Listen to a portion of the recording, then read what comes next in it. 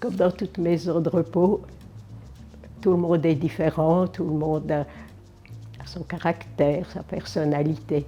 Il y a des gens qui ne sont pas toujours faciles, mais j'aime qu'on les traite avec beaucoup de simplicité, comme si elles n'avaient pas une petite bizarrerie, quoi.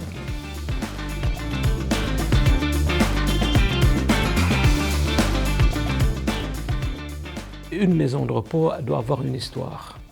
Et cette histoire doit être entre le personnel et l'habitant de la maison de repos.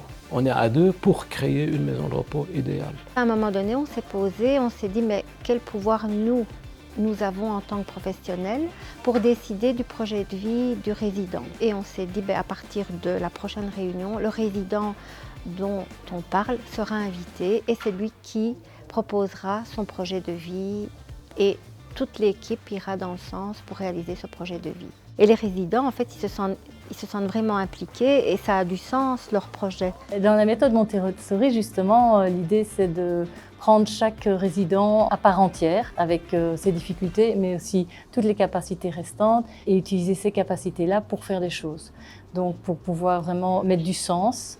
Et donc dans les activités Montessori, bon, ça peut être les activités en ergo, mais aussi des activités, on appelle ça un peu comme faire à la maison.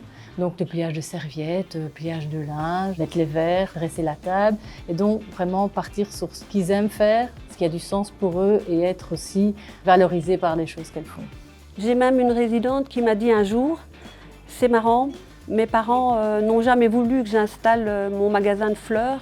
Et alors elle dit ici, je me réalise. Si, c'est vrai que c'est comme s'ils avaient un métier. Tous les jours à 9h30 précis, je suis au secrétariat. On me donne mes journaux et je vais déposer le courrier. On insiste toujours sur le fait que les personnes ne sont pas obligées de venir, elles viennent si elles en ont envie. Donc il y en a pour qui c'est très important, il y en a pour qui c'est important de rester dans leur chambre. Alors là, le contact sera différent, c'est plutôt nous qui irons les voir pour un petit peu parler avec elles. Et ici, on a tout ce qu'il faut et tout ce qu'on veut.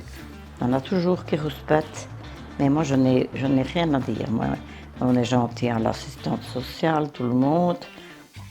Il faudrait un petit car qui viendrait de je ne sais où et qui prendrait les gens qui veulent et qui sont valides et aller nous faire visiter, nous faire visiter. Ça, ce serait bien. Ça viendra peut-être, hein? Ouais.